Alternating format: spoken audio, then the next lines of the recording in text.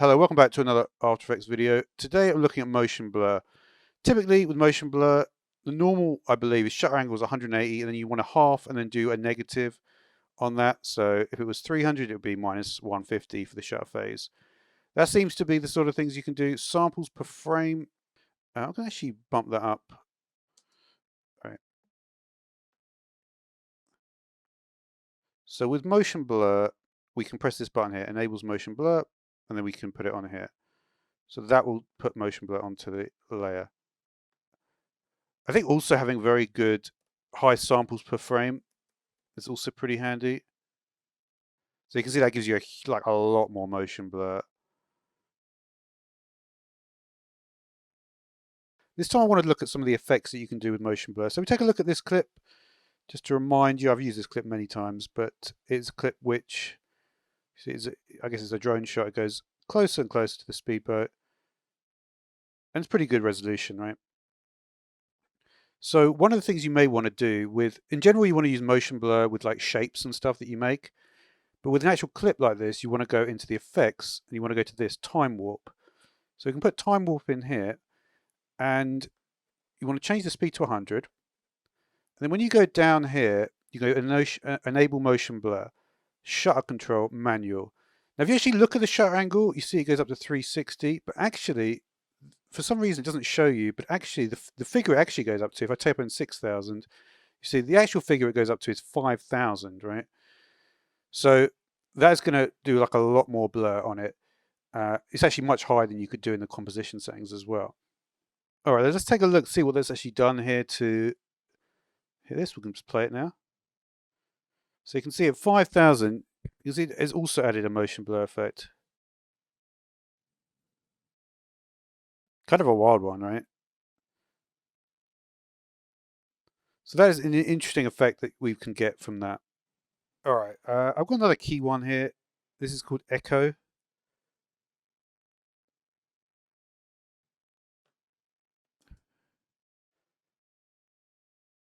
All right, so we've got 3 echoes here. To do with the echo time, if I decrease the time, it would look like 11. So it looks like echo time and number of echoes are things that you have to keep in mind.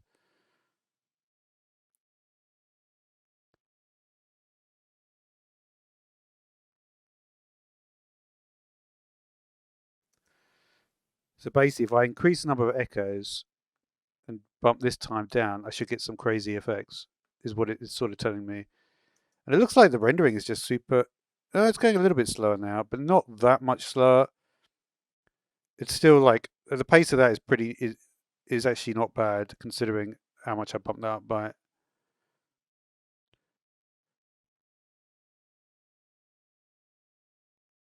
That's almost generating a wave in itself, right? Don't even know about the boat. Let's check that out again. So yeah, so what I can tell from this, there is obviously something going on here as well, but basically means that from this clip I can generate literally waves. So that could be quite cool to do that. If we take a look at the different kinds of blending modes we've got, you can see there's different sections, right? And these are the main sections here. So this is a darken section. So all these are going to be darken. And what I'm going to do is I'm just going to choose one from each category just to sort of show it and say a few points about each one. So what we're going to look at first is the multiply mode, which is in the darken section. So we're going to take this Doris Day picture. And generally, you can see it's like just a black and white image, right? This. And what you want to do with this is when you have a black and white image and you want it on a background, you want to use multiply. And you'll see why. So you can see that the white sections drop out and we're left with an image that is completely sort of blending in with the image behind.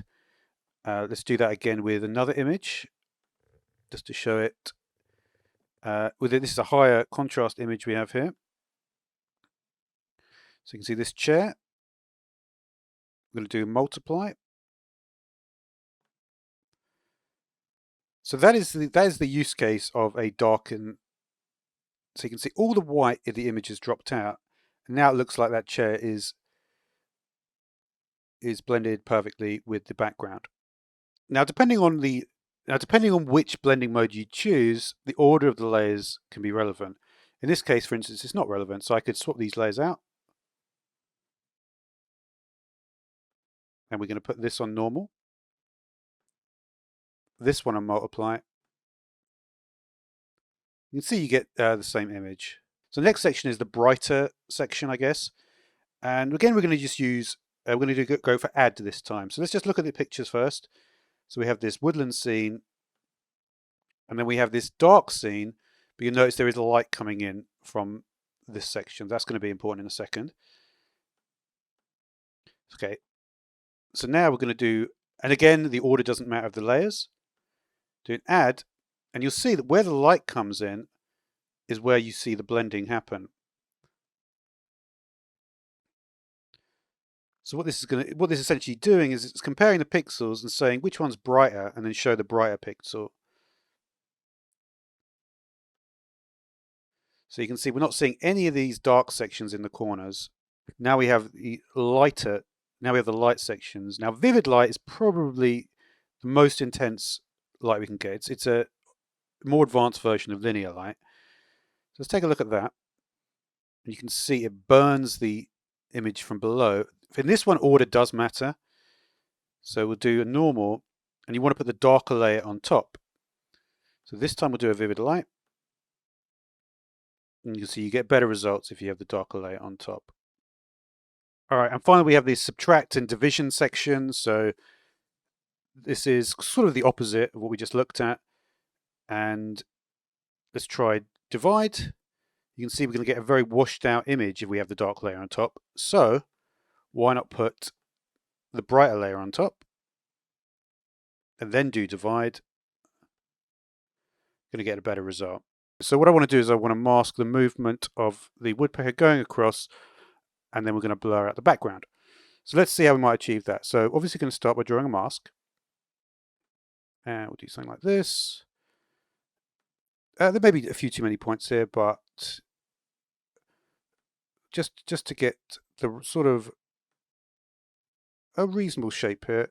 If we go into the bottom layer here, what we can do is we can go to an effect, and you can see we've got this median effect. So I'll put this one on here. Let's take a look, see what happens when we start increasing the radius of this thing. You see, we start to blur out. So you can see that we're actually able to show the path of the Roadrunner. So you see, when you do it like that, you can really no, it doesn't even look like you're using a mask. So the median effect, that's pretty cool. Let's do a shape layer. So you could put the that guy coming in, right? I don't know why you would put it in like that, but you could do. And then I believe we press F4. I think color dodge is what you want on it. Let's see. Yeah, so you see color dodge is when you start to get an effect on it, which is actually useful. We could do the stroke option of 0 opacity.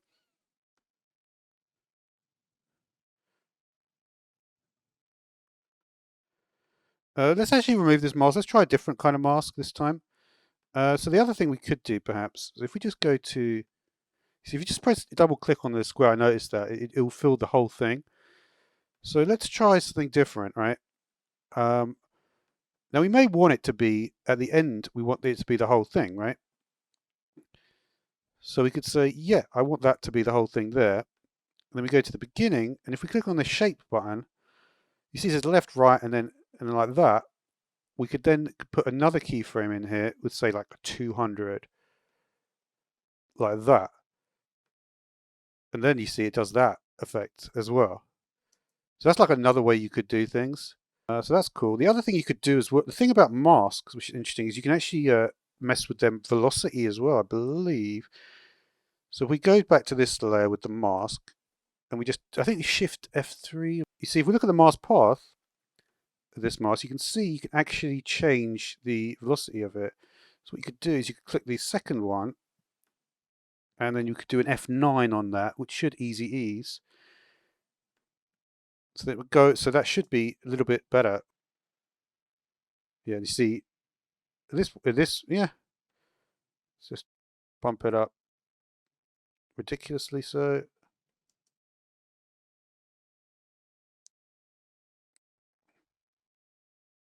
So you can do a new composition here and choose your width and height, and there we go. Now what you want to do is do a new, and we're going to do a solid layer. And this is a good way you can make actually like a bunch of masks. So each solid layer, you can choose the color of it, obviously. You can have as many masks as you want in it. So this is a good way. You would have obviously layers underneath and stuff like that.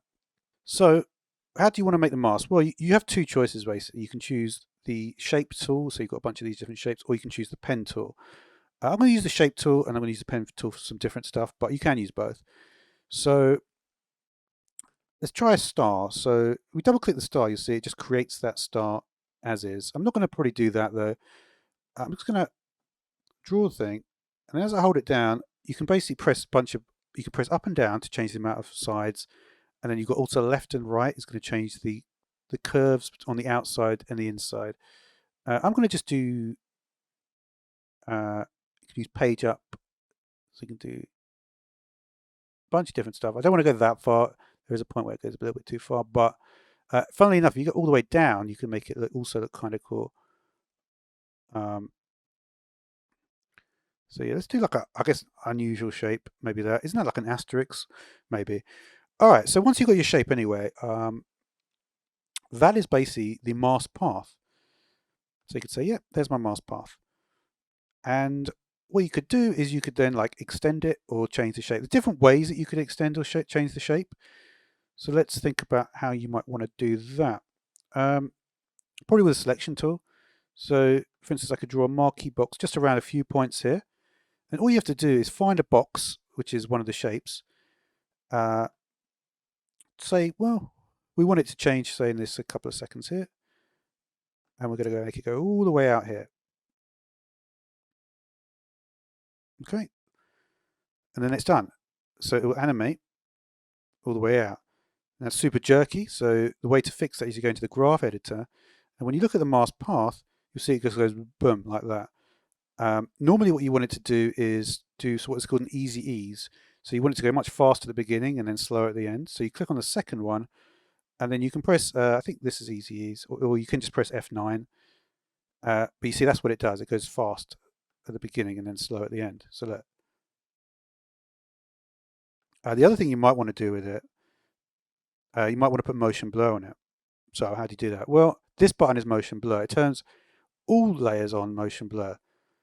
But it's not on now, and that's because each layer's got its own individual motion blur setting. So there's the motion blur, it's now on. And you can already see the difference, right? It takes a little bit of a while to render, especially because I'm doing it on full, but it's going to give you a really cool motion blur effect now. And there's actually ways, but what if I wanted to have, say I had like a bunch of masks here, but I said, you know what, I want motion blur on all the masks, but not this one. And because you see this mask, it doesn't have its own motion blur button like the layer does. So the way to change that is if you go to layer, and you go to the mask here, you see there's a button, there's a thing here that says motion blur. It says same as layer. So if I change that to off now, you can already see what happened. It went off immediately. So even though it's on for the layer, this particular mask, I don't want it on. So that's one way to do that. Okay, so here we have another very simple mask. I literally just drawn a box, and you can see I've got a keyframe here. If you notice here, like the top right corner here is bigger, and that means that's called the first vertex. So here's a very simple animation you can make, like probably the simplest one there is. We're going to click here, and we're going to click on this here, and then we're going to click down here. And now what I've done, you see you can actually just change. This is you're changing the first vertex. So you're changing it, but you're not setting it, right? So we want to set it. So we're going to go to Layer, Mask and Shape, Set First Vertex. And see it's created a keyframe. So even though I haven't moved anything, what I've basically done is I've changed the first vertex. So this point basically now becomes this point. So what it means is it's automatically going to have created an animation. So you can see it's had to do that, right? Okay, going back to the beginning again, let's try something a bit different. So how could we, for instance, add some vertex points? So with a mask, you don't actually want to lose any points. So in this whole mask animation, 4 is going to be the minimum. We want to keep these 4 points Because if we start deleting them later in the animation, we're actually going to lose them through the whole lot, even at the beginning. So you don't want to do that. So if we click the pen tool now, what I could do, for instance, is I could say, you know what, I want one here as well. And then we could say we could just drag that out. So that way, you don't really lose anything, right? You know, I could say, you know what, I want another one. I want it to be there. And I'm going to drag that out. So that is sort of like the way you could start building the animation, just by adding more and more vertex points. But you can't subtract. It always has to be additive. So another way to look at this box, we could say this is the end of the animation, right? So this is where it ends. And what we could do is if you press Control and T on this, so you get like the free transform box. And this will like help it to get to like a state before. So maybe like a state is over here or something at this point, and then like here, at this point, it's going to be even further back. So you could say, well, it's going to be a bit like this, right? So go boom, and then boom. Another kind of interesting thing you might want to do here is you can see we've got like two actions occurring. You might want to start messing with the opacity. So for instance, we could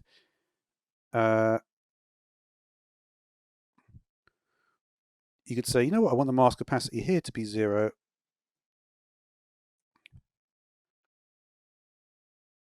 And then here to be 100.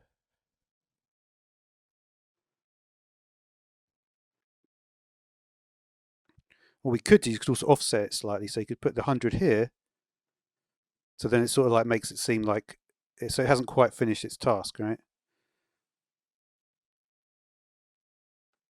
So you could, for instance, bring, you could bring that in a bit, push this one out a bit. And I think that's the sort of thing that you tend to want to do.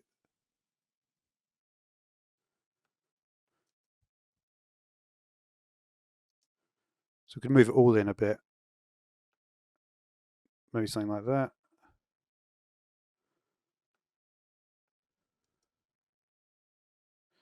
And if you had another mask, you could offset it as well in a similar way, right?